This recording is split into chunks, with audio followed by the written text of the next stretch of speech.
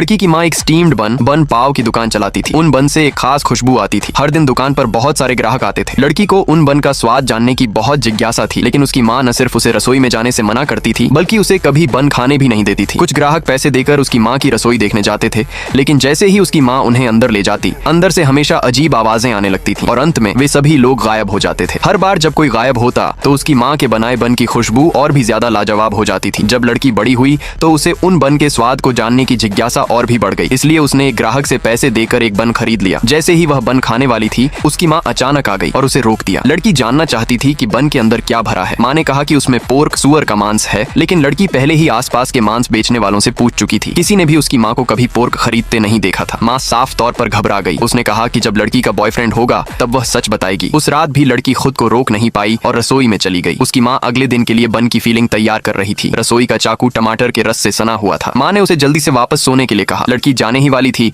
तभी उसे फिर वही अजीब आवाज सुनाई दी। माँ ने जल्दी से कहा कि रसोई में चूहे हैं, लेकिन इससे लड़की की जिज्ञासा और बढ़ गई। अगले दिन लड़की ने पैसे देकर एक नकली बॉयफ्रेंड रखा। जब उसकी माँ ने उसे देखा तो वह अजीब तरह से मुस्कुराई। खाने के समय माँ ने अपने खास बन बनाए। लड़की हैरान थी, क्योंकि माँ ने कहा था कि ये बन सिर्फ बाहरी लोगों के लिए होते हैं, लेकिन उस समय माँ ने कुछ नहीं बताया। उसने लड़की को एक पेय ड्रिंक दिया। जैसे ही लड़की ने उसे पिया, उसे चक्कर आने लगे। थोड़ी देर में वह मेज पर ही बेहोश होकर गिर गई। तभी उसकी माँ ने लड़की के बॉयफ्रेंड को रसोई देखने के लिए बुलाया। बॉयफ्रेंड बिना हिचकिचाए मान गया। जब लड़की को होश आया तो आसपास कोई नहीं था, लेकिन उसे रसोई से आवाजें सुनाई दे रही थीं। जैसे ही वह रसोई में गई, उसके सामने का दृश्य देखकर वह पूरी तरह से स्तब्ध रह गई।